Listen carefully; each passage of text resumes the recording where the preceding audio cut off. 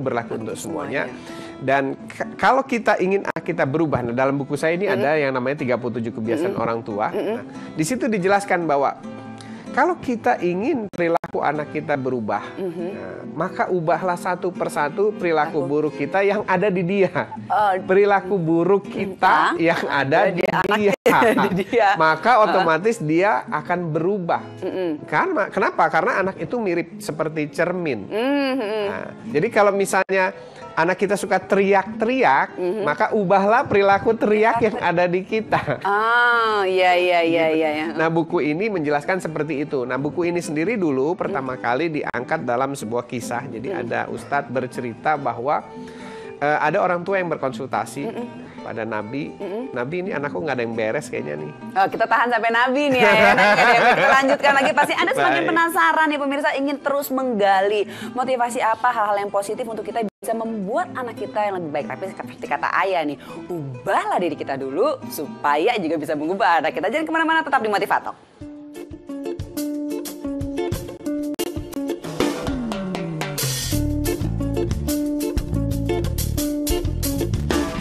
Iya. Silakan ayah. Jadi cerita dari guru agama itu benar-benar saya kenang gitu. Beliau bercerita bahwa ada suatu ketika orang berkonsultasi datang kepada Nabi, bercerita bahwa saya punya anak 5 orang nih Nabi gitu. Nomor 1 begini, nomor 2 begini, nomor 3 begini, kok kayaknya nggak ada yang beres gitu. Karakternya semua. Iya. Terus gimana caranya ya gitu untuk mengatasi ini? Nah, karena seorang Nabi itu bicaranya lebih ke arah filsafat, jadi jawabannya waktu itu sederhana sekali. Kamu pulanglah. Kamu ubahlah satu persatu perilakumu. Insya Allah nanti anakmu berubah. Karena kita sebagai kaca utama ya. Contoh utama atau contoh terdekat anak adalah orang tuanya, kita sendiri gitu ya. Benar. Dan akhirnya saya melahirkan buku ini gitu, untuk teknikalnya apa sih yang harus diubah begitu. Nah, ayo kita angkat telepon dulu ya. Oke, boleh. Halo, selamat malam. Halo, selamat malam. Selamat malam Bapak, dan Bapak siapa di mana? Bapak Ismail di Jakarta. Oh, baik, silakan Bapak, langsung pertanyaannya. Assalamualaikum Ayadi. Waalaikumsalam Pak Ismail, silakan. Iya, saya punya anak nih 4 putra. 4 orang? 4 putra ya? Oh, semuanya putra. Jadi yang 2 ini mungkin udah dewasa. Tapi ada anak yang ketiga yang di usia sekarang kurang lebih 8 tahun, kelas 3 SD. Ada pertanyaan di hari Idul Adha khususnya mengenai kisah Nabi Ibrahim yang cukup mengkagetkan, yang membingungkan saya untuk menjawabnya juga. Dia bertanya, saya kalau bicara Idul Adha itu kan berkorban. Kenapa yang harus dikorbankan binatangnya, dalam arti kambing dan sapinya? Itu ada bersalah siapa gitu. Ya, keduanya dapat saya bilang gitu. Terus apakah tidak ada nilai korban yang lain? Itu kan beli binatang korban sapi itu, dan itu mahal ayah. Kenapa uangnya tidak dikumpulkan terus dibagikan fakir miskin, anak yatim piatu?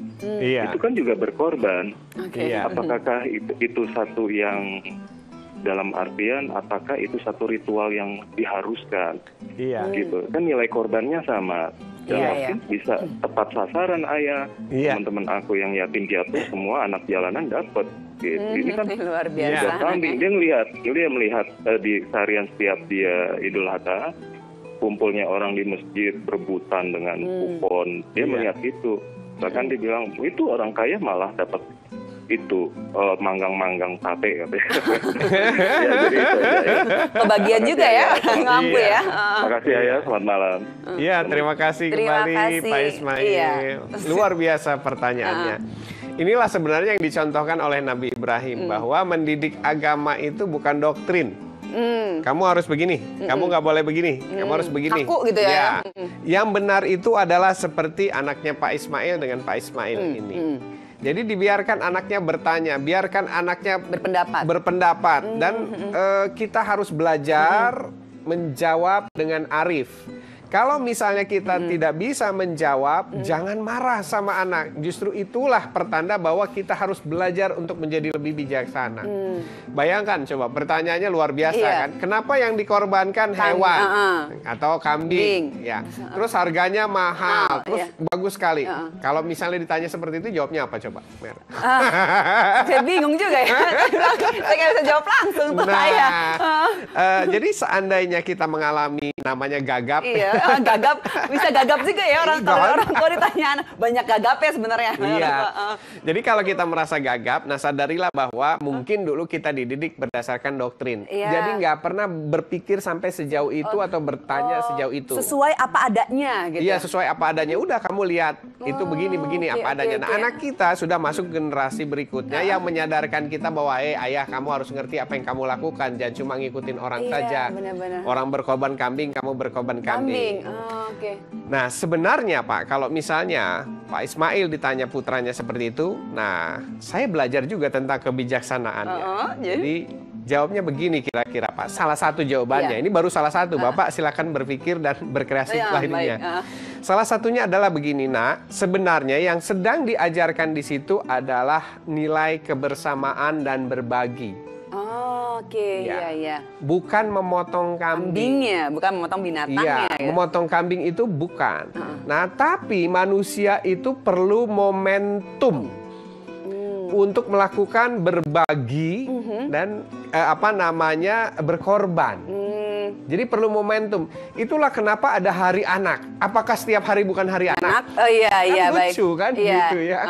Gitu. Apakah anak nggak punya hak bahwa hari ini pun hari anak? Iya, gitu. ini hari juga hari anak-anak juga gitu. Nah, Pak sudah dijawab satu. Untuk jawaban berikutnya kepada anaknya, silakan berkreasi mulai hari ini dan malam hari ini. Kita akan kembali lagi sahabat Motivator, jangan kemana-mana.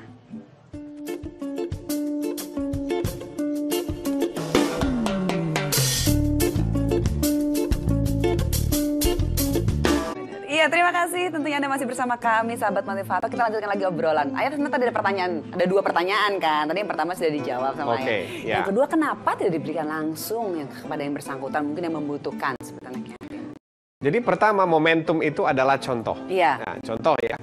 Contoh, pada saat contoh itu setengah diwajibkan. Kenapa setengah diwajibkan? Supaya kita terbiasa untuk berkorban, terbiasa untuk memberi. Kemudian dijadikan rutinitas berkorban seperti itu. Nah, pada saat habis momentum berkorban ini, harusnya tidak berhenti di Idul Adha.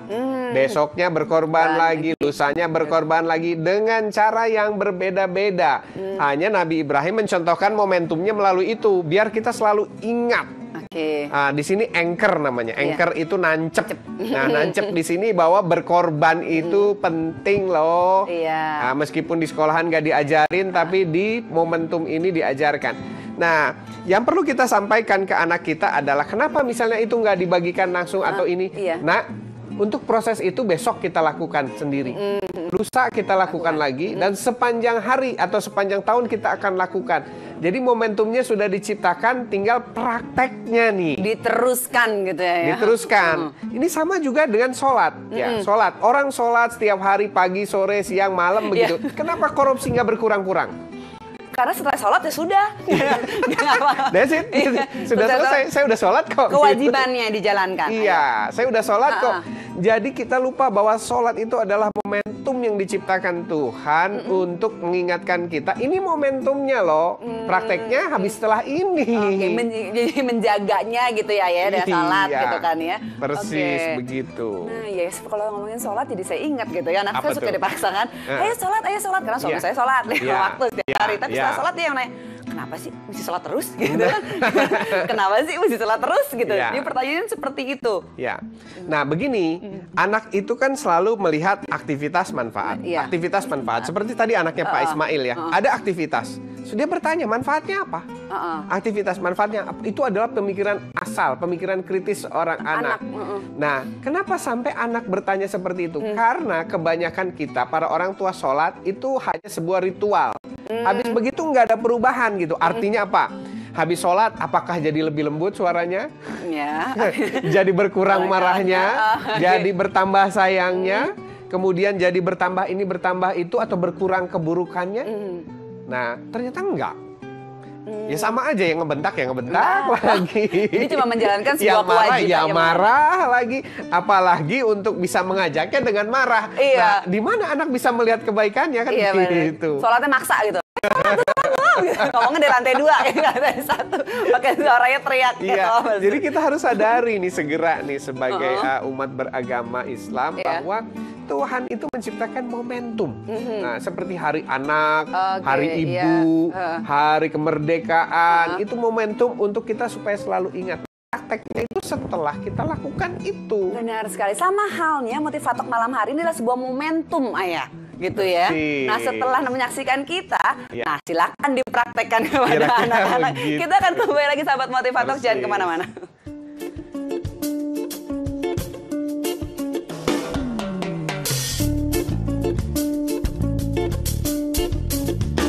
Terima kasih sahabat Motivatok, tentunya Anda masih setia bersama kami di Motivatok dan kita sudah berada di segmen akhirnya ya. Tidak terasa ya pasti, pemirsa juga tidak terasa. Nah, sekarang masuk ke tipsnya aja deh, bagaimana nih sebenarnya sebagai seorang ayah untuk kita bisa benar-benar memberikan contoh atau mendidik anak kita dengan baik gitu. Karena kan anak itu harapan ayah, gitu kan. Ya buat saya pribadi sih Mer ya, yang berkesan buat saya dari Nabi Ibrahim adalah kalau sekarang banyak film-film barat nih. Iya, benar. Film-film barat kan yang mencontohkan kehidupan keluarganya yang berdialog sama anaknya. Kadang-kadang anak balita aja udah bisa ngasih pendapat, udah bisa terlibat dan sebagainya. Kita seolah-olah itu menjadi sebuah hal yang wow. Mereka bisa begitu ya. Nah, padahal jauh-jauh sebelum itu semua ada, Nabi Ibrahim sudah mencontohkan ini loh ajaran gitu. Ini loh yang kalian percaya, ini loh yang kalian anut. Tapi kenapa hanya menganut saja? Prakteknya mana? Hanya tahu aja gitu ya, tahu aja. Prakteknya mana? Jadi jangan sampai momentum itu kita anggap setelah momentum selesai. Artinya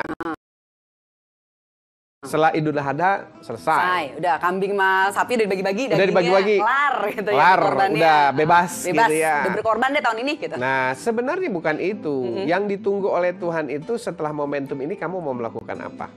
Sama seperti sholat. Iya. Saya bukan si apa namanya bicara tentang hal negatif. Cuma kalau kita lihat kan seharusnya orang yang banyak sholat harusnya lebih baik, lebih jujur, lebih mau berbagi dan sebagainya begitu. Tapi kenapa mungkin kita banyak mendapati fakta yang berkebalikan. Bahkan misalnya orang berkata ketahuan korupsi bilang musibah kan. Hilafnya panjang. Hilaf gitu ya. Nah, ini disebabkan karena kita anggap bahwa momentum sholat itu setelah dikerjakan selesai. Padahal bahwa momentum itu ini baru awalnya loh. Sholat itu baru awalnya. Nah, akhirnya itu praktek. Makanya waktu kemarin saya mengajarkan anak saya, habis ini momentum berikutnya yang akan kita lakukan adalah yuk kita main-main bareng sama anak-anak sekolah jalanan. Nah, ini rencananya minggu depan. Begitu.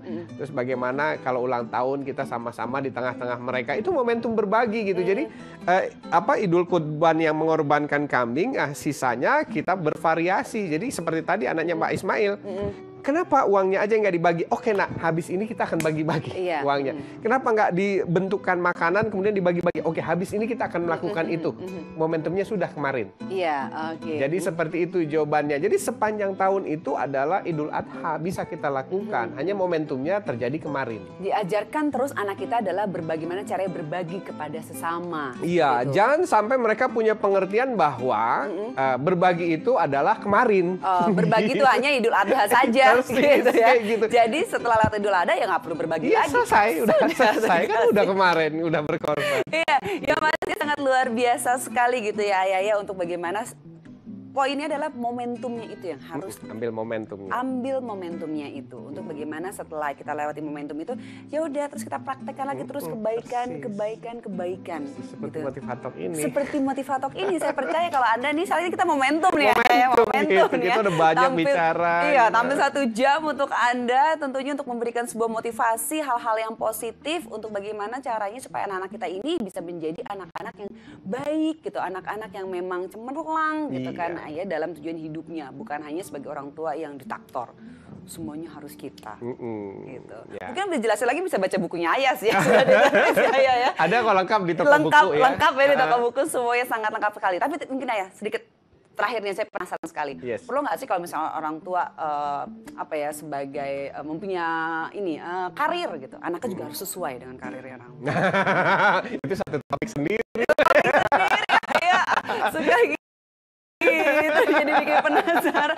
Tapi ya udah, pastinya buat Anda pemirsa, semoga perbincangan kita kali ini nih akan bisa memberikan sebuah hal ataupun inspirasi bagi kita semua untuk bagaimana cara kita mengambil apa yang sudah Ayah berikan ya, kalimat-kalimat ataupun perkataan yang sudah Ayah berikan untuk kita bisa memperbaiki diri lagi. Bukan hanya anak kita harus baik, tapi juga kita memperbaiki diri kita, ya kan Ayah? Sebagai contoh buat anak-anak. Ayah terima kasih sekali loh Ayah ya.